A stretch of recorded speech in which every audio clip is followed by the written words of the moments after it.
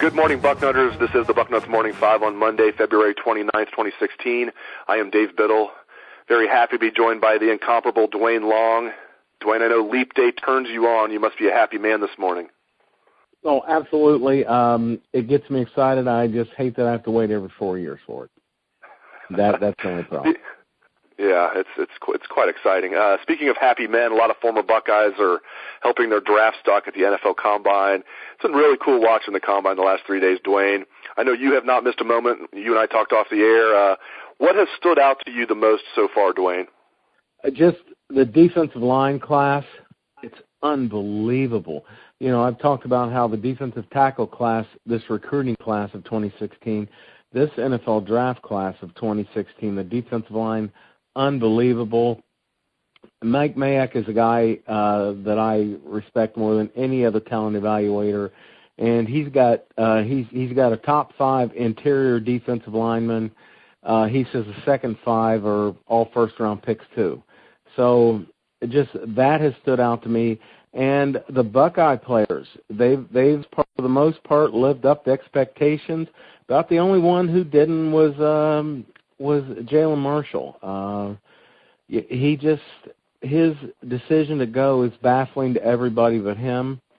4.6 and 4.7 are not going to help him with his draft stock. Then you've got the other end of the scale, Darren Lee in particular. He had a great day. And I would say that Josh Perry did too. Josh Perry really ran well, looked good. The Buckeyes really stood out for the most part in this draft class. Glad to see the NFL Network giving Ohio State plenty of props for producing 14 draft picks.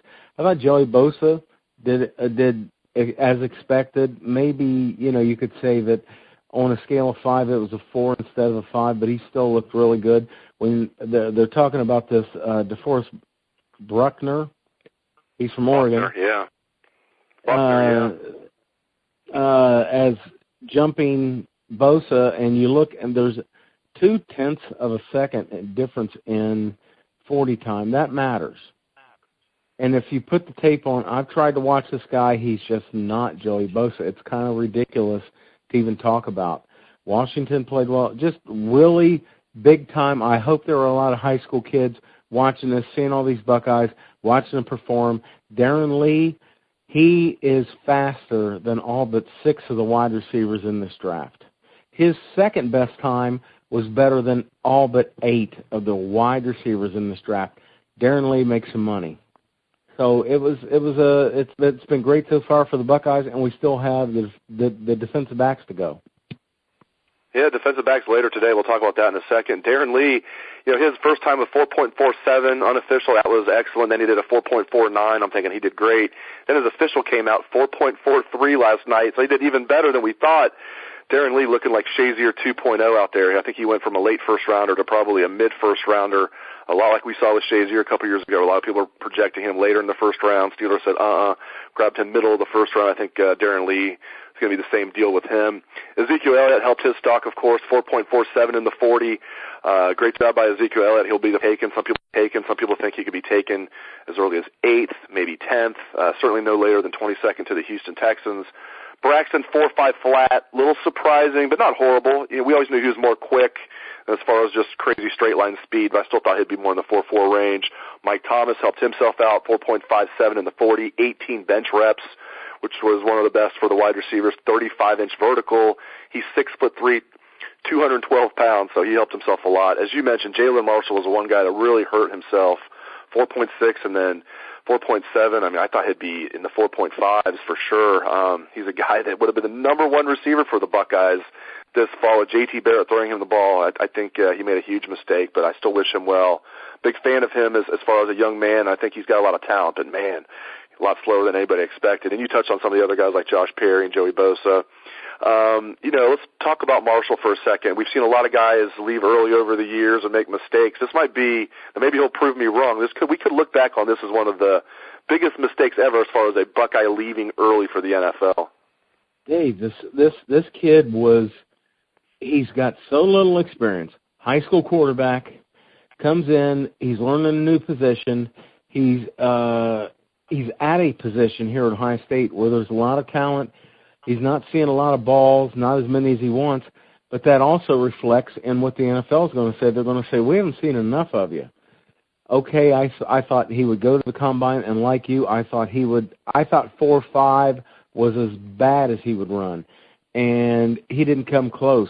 4.6 and 4.7 on a guy that's under 6 feet tall, it really killed him. He is really probably looking at a middle round grade at best, 4th, 5th round before the combine. Now, you know what? If he's drafted at all, he's probably going to feel very lucky, or maybe unlucky because late in the draft you'd rather be a free agent. Big mistake by Jalin Marshall. And he comes in next year, he's going to be a primary target. Look at how much have we been talking about the lack of experience. A guy like Jalin Marshall is going to see a lot of footballs next year, but he leaves. It just a bad decision on his part, and it's going to cost him a lot of money. As previously mentioned, the final 3 Buckeyes will go today when the defensive backs work out. This is the final day of the NFL Combine, televised today from 9 a.m. to 2 p.m. on NFL Network. Eli Apple, Vonn Bell, Tyvis Powell will all run today. At least we think they will. I'm curious to see all these guys. I think Eli Apple looks like he's going to be a first-rounder. There's talk Vonn Bell could be the first safety taken, which I love that. I think a lot of people, for some reason, I think Vonn Bell was a little underrated when he decided he was coming out. This is a kid that was first-team All-American at safety this year, this past season, and then as a sophomore was just an absolute stud on the national championship team and should have played a lot more as a true freshman in 2013, of course. So I'm looking forward to seeing all these guys today. Duane, what are you looking forward to about Apple, Bell, and Tyvis Powell later today? Well, they need to run well. It's everything, especially with Apple. There's so many good corners coming out this year. He's got the kind of body the NFL is looking for, a bigger kid. With all these big receivers, you've got to look for bigger corners. He could be one of those big corners. If he runs well, I think he can run under 4.5, and if he does, it solidifies him as a first-rounder. Vonn Bell, it's a bad safety class, and he could very easily be the first safety taken. The NFL doesn't take safeties in the first round very often. He very well could this year. Somebody's going to say, I need a safety. He's the best guy out there, and they're going to jump on him, especially if he runs 4.5 or so. And I think he can run that time. Powell's the wild card. I don't know what's going to happen. One thing with him, again, poor safety class, it could help him as far as getting drafted. I don't know. If he runs well, it's definitely going to help him. I don't know if his tape's going to help him a lot. There weren't a lot of plays for Tyvis Powell in the Buckeye colors. Yeah, I think his tape will hurt him, so hopefully he has a really good show at the Combine. He needs to. He looks like he is straight out of central casting for a safety. I always say that. You look at Tyvis Powell, like that is what a safety should look like, but then you see him on the field, it's like that's not how a safety should look like. Vonn Bell, to me, is how a safety should look like. He was a ferocious tackler, but he was a sure tackler as well. He wasn't I say a ferocious tackler. I mean, this wasn't a guy that was, a headhunter by any means or an enforcer, but he was a sure tackler, and he could at times lay the wood. Chris Ash said Vonn Bell's one of the surest tacklers that he's ever coached, maybe the surest tackler he's ever coached. Plus, in addition to that, he was a playmaker, 6 interceptions during the national championship season, and a guy that would, just make plays all over the field. So I'm very high on Vonn Bell. We will see what happens, but Tyvis Powell, he really, really, really needs to do well at the Combine because, again, I think his tape will hurt him. Switching gears, Ohio State with a huge win in basketball yesterday, Duane. Feels good to say that for a change. Buckeyes upset number 8 Iowa, 68-64 at the shot. Buckeyes received 25 points from Mark Loving. I've been down on him, but, man, he seems to really be improving, so credit to him for that. He seems to be getting better. He's not just a one-trick pony now. He's able to take the ball to the hole and actually finishing when he does that, so credit to him for elevating his game. I tell you, the best player on the floor for either team was Ohio State's Keita Bates-Diop. He had 19 points, 6 rebounds, 2 steals, 4 blocked shots, including the game-winning block with 4 seconds left. Duane, enormous win. It keeps the Buckeyes, keeps their NCAA hopes a little bit alive. Their fleeting NCAA tournament hopes are still alive. They're now at 19-11 overall, 11-5 in Big Ten play. It gives them their third quality win of the season to go along with the victories over Kentucky and Michigan. Buckeyes will close out their regular season on Saturday at Michigan State. Duane, I think if they win that game, they're in the big dance. If they lose as expected, I think they need to win at least 2 games in the Big Ten tournament to get in. What are your thoughts, sir? Well, yeah, they really, that it's huge. It's everything. The last game of the season, they win that, I feel confident they're going to make it. If they lose that, they have to at least, to even be considered, they got to win a first round in the Big Ten tournament. If they win 2, I really am confident that they'll get in. You know, you've got the automatic berth. If you just picked the 64 best teams in the country, Ohio State should be in it. That's all there is to it. But you've got the Southland Conference and you know, the West Side Down the Street Conference, and you know, you got all these conference tie-ins, and they give them an automatic bid, and it really is not the best 64. Best 64, the Buckeyes belong. Hopefully, they'll put a few more wins up, and they can. This is such a young team. One senior, he's a walk-on. You've got Mark Loving. He's up and down. We don't know what's going to happen with him.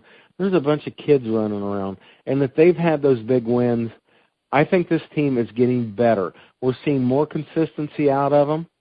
We're seeing more consistent good play out of them.